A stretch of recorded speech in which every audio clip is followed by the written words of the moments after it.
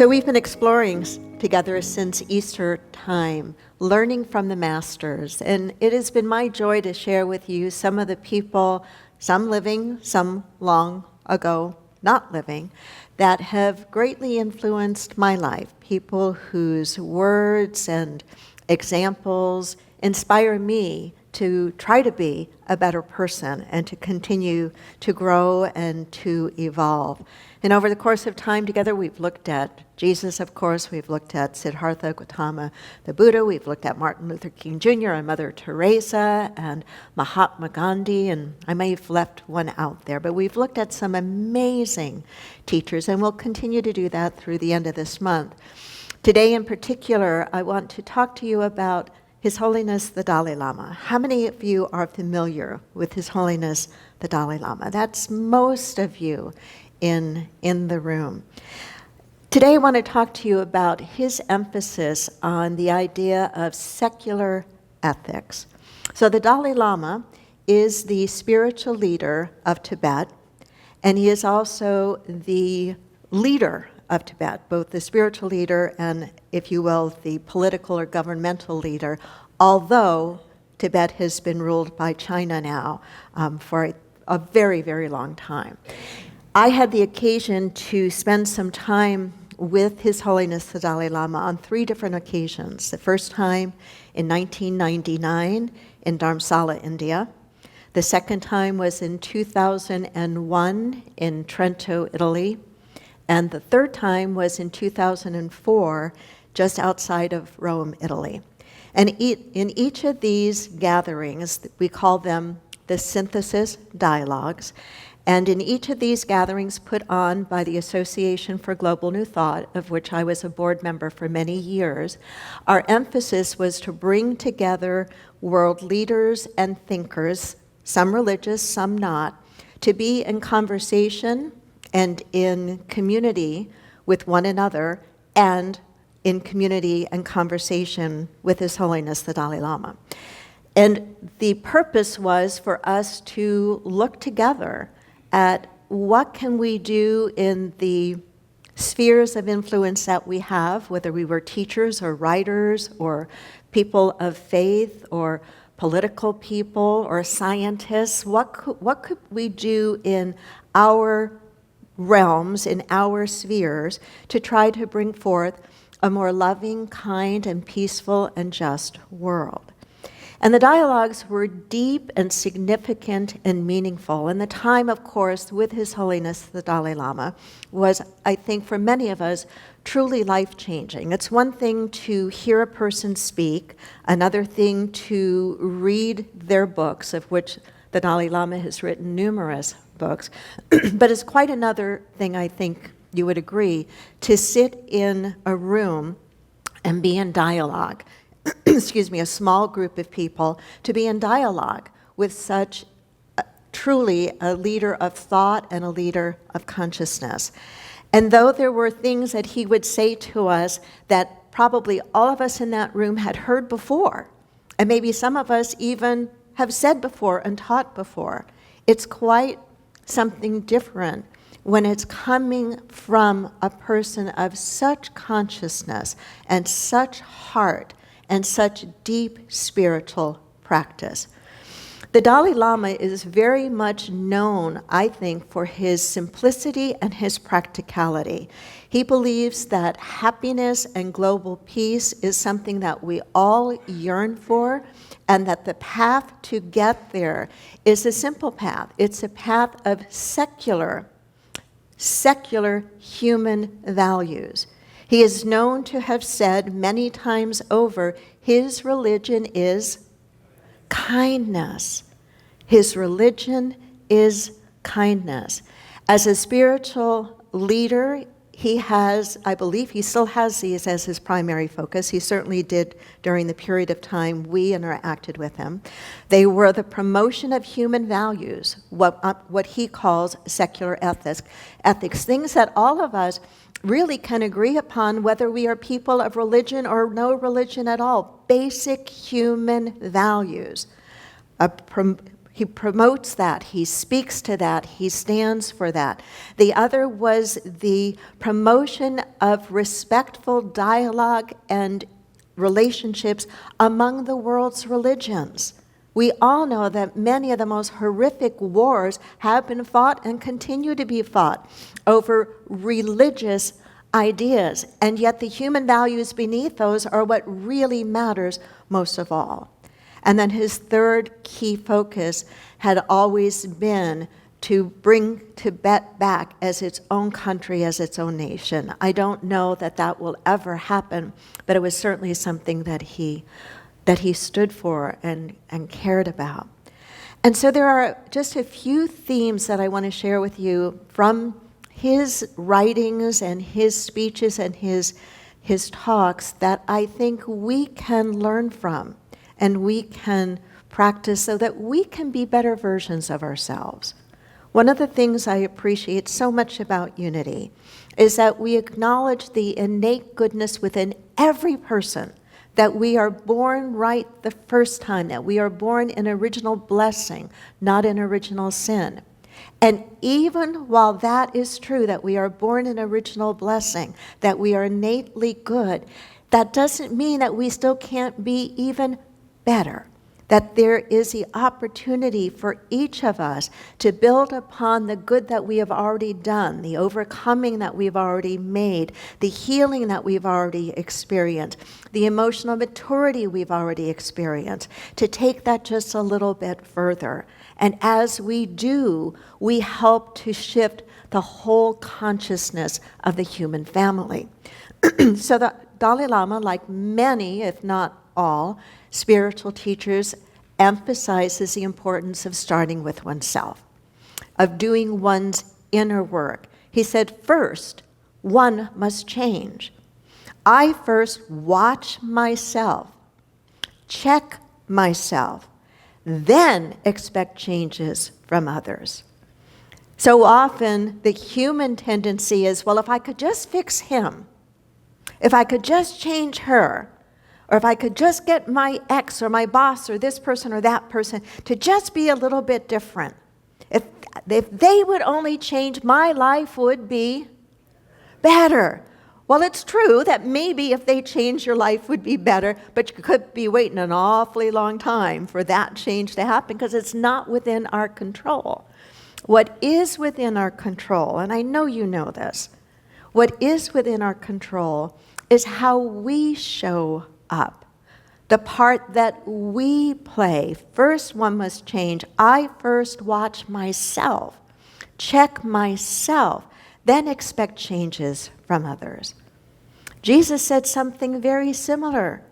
He said, why are you so concerned about this speck in your brother's eye that you do not see the log in your own eye? First remove the log from your own eye, then you will see clearly to remove the speck from your brother's eye. Just consider the imagery he's giving there. A log, a speck. That's a big difference, right? Right? It's the idea that we work to grow ourselves. We work to be better versions of ourselves, to be more loving, to be more patient, to be kinder, to be more forgiving, to be more about service, to be all of those kinds of things a little bit better than we are right now. And as we do, the world around us is going to begin to shift and change. He also said one has to try to develop one's inner feelings, which can be done simply by training one's mind. By training one's mind. This is a priceless human asset and one you don't have to pay income tax on. He has a sense of humor. He has a sense of humor. One has to try to develop one's inner feelings, which can be done simply by training one's mind. This is a priceless human asset and one you don't have to pay income tax on. Just imagine for a moment, if we were to challenge ourselves, I'm not going to ask you to raise your hand, but I imagine that many of us in this room still watch television, or we are on social media, or we play maybe video games, or we do stuff like that. Imagine for a moment how we might grow and change if we made a commitment. We're going to spend 10% less time doing that, whatever that thing is. Television watching, playing games, you know what I'm talking about, right? The things that we do that really don't build a better version of ourselves. If we were to spend 10% less time doing those things and 10% more time training our minds, do you think it would make a difference in your life? I'm sure it would. I know it would make a difference in my life too. The training of the mind is to keep it focused in the place and in the direction we want it to be, to keep it from spiraling downward or outward, to be able to maintain that calm presence, that calm center, no matter what is going on around us. That is, to me, the outer evidence of the time that we spend in meditation. When we spend time in meditation, we are working to train the mind, to corral that monkey mind that jumps from here to there to the other thing to the next thing. We work to train the mind so that then when we are not in meditation, we are able to be much more present, much more focused, much more balanced, much more clear-minded and clear-hearted. And would you not agree that when we are more clear-minded, clear-hearted, and present, we will always make better choices and decisions? Of course we will. Of course we will. He also says that the purpose of this inner work that we talk about, the training of the mind, the meditation work that we do, the mindfulness practice that we engage in, is all for a result. And the result is to be able to be better vehicles of kindness and compassion. Of kindness and compassion. If you were to hold yourself to the Dalai Lama's definition of religion, religion being kindness, what grade would you give yourself? Is there room for improvement? Probably all of us, if we're honest, could say, yeah, there's some room for improvement there. The Dalai Lama has said we can live without religion and meditation, but we cannot survive without human affection. We can live without religion and meditation, but we cannot survive without human affection. Love and compassion are necessities, not luxuries. Love and compassion are necessities, not luxuries. Without them, humanity cannot survive.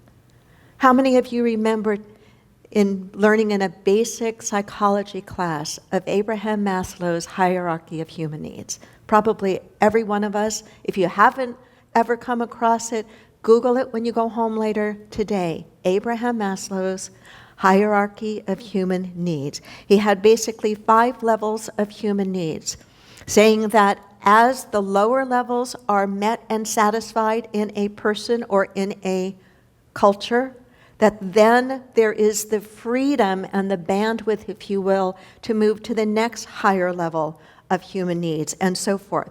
The very base level of human needs being the physical levels of life, of safety and food and air and clothing and shelter and all of those things, all the way up, graduating up to the point of self-actualization.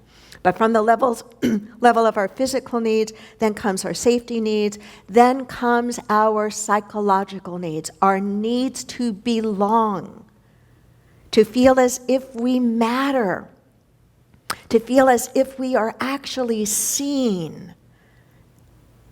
We all know what it's like to be in a friendship or a partnership or a family unit where we are safe to be ourselves and where we are seen for who we truly and authentically are. It is such an important gift.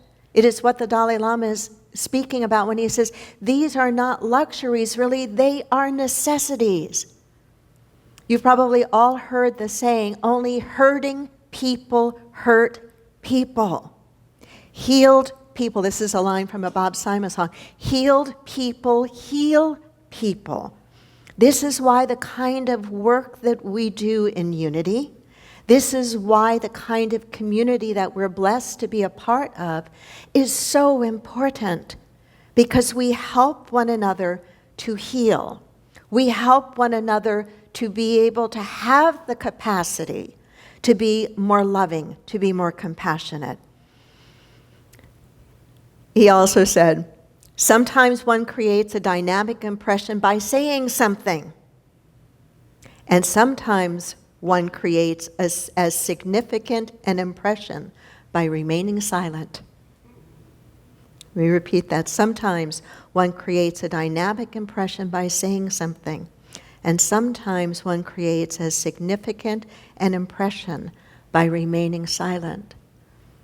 Sometimes when we can exercise the grace to remain silent, meaning not lashing back out to the other, not going tit for tat, but being able to be gracious in the moment, to let the other have the space that they need to have, while we deflect, if you will, the energy that may be coming at us, can be such an important way of adding to the kindness and compassion in the world. He said it is important to generate a good attitude, a good heart as much as possible. From this, happiness in both the short term and the long term for both yourself and others will come. He says, if you want others to be happy, practice compassion. If you want to be happy, practice compassion.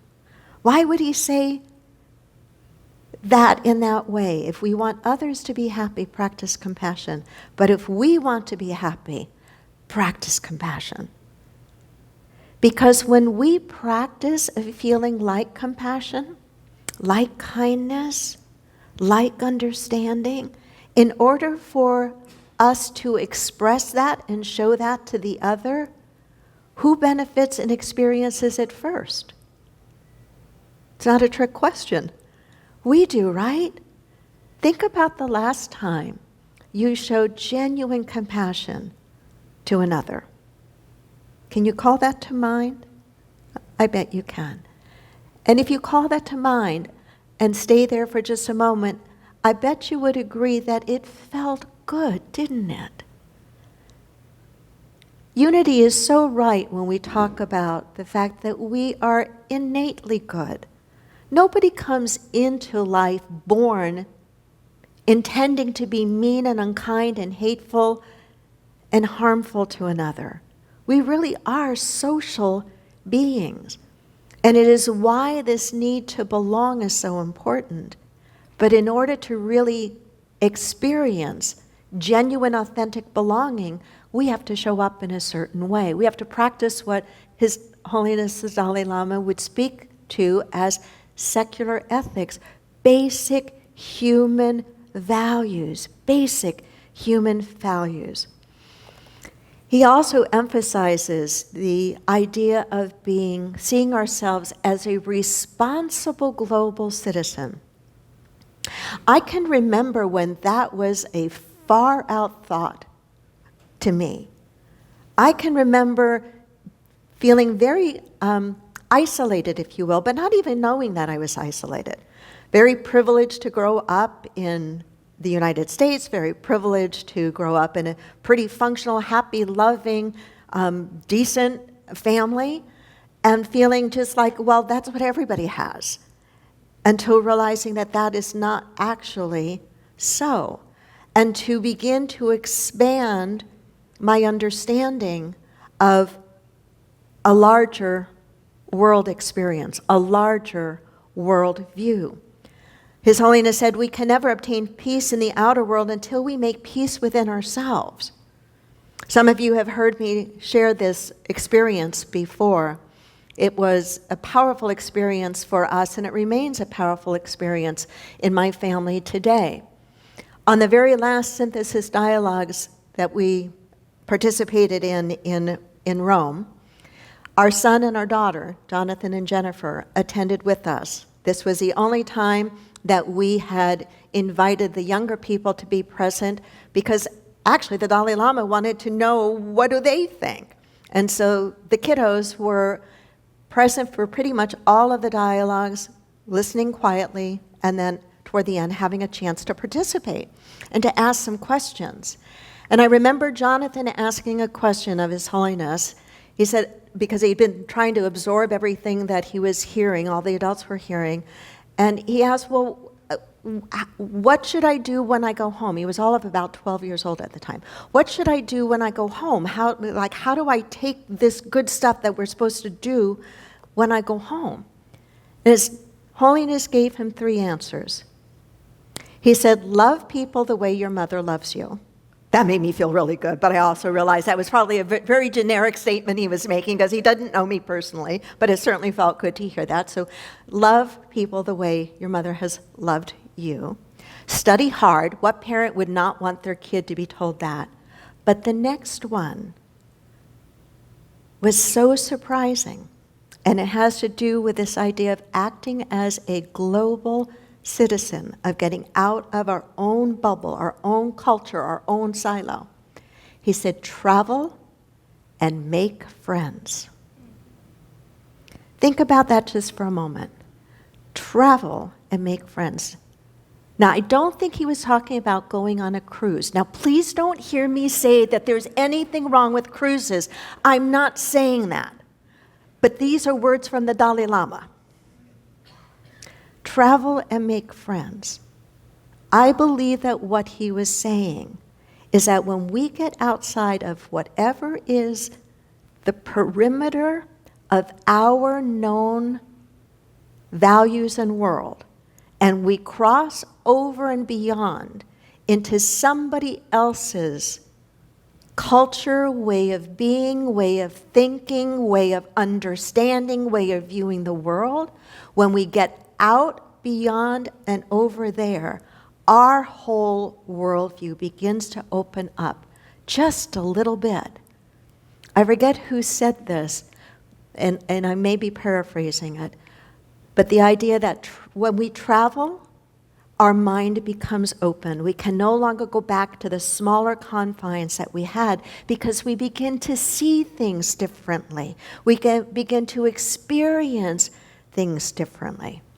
Would you not agree that it is those that have a bigger, broader worldview, that they are the ones that are able to hold the extremes in life or hold the complexities of life a little bit better than those whose worldviews are this small? Right? We begin to have a capacity of mind, of intellect, of heart that helps us to be able to be a better force for good in the world, to be a more compassionate presence, to understand before we criticize, to be curious before we are afraid, to wonder before we are willing to judge. The Dalai Lama said something similar to what Mahatma Gandhi or Martin Luther King Jr. has said. Dalai Lama has said, in the practice of tolerance, one's enemy is the best teacher. These are tough things. Would you not agree? In the practice of tolerance, one's enemy is the best teacher. In the practice of tolerance, one's enemy is the best teacher. It reminds me of a saying attributed to Jesus, that we don't have any reward when we only love those who love us. That even, and this was a slur, even the tax collectors do that. Poor tax collectors, right? No reward for loving those that love us. The reward comes in loving those that are difficult to love. Why? Why? Because to love the one that you find difficult to love means you have to grow. For me to love the one that I find difficult to love means I have to grow. Something in me has to mature. Something in me has to soften. Something in me has to change, not the other way around. And when that something in me grows or changes or softens, I have grown. I have become a better version of myself. And let me end with this last statement from him. If you can, help others. If you cannot do that, at least do not harm them. Namaste.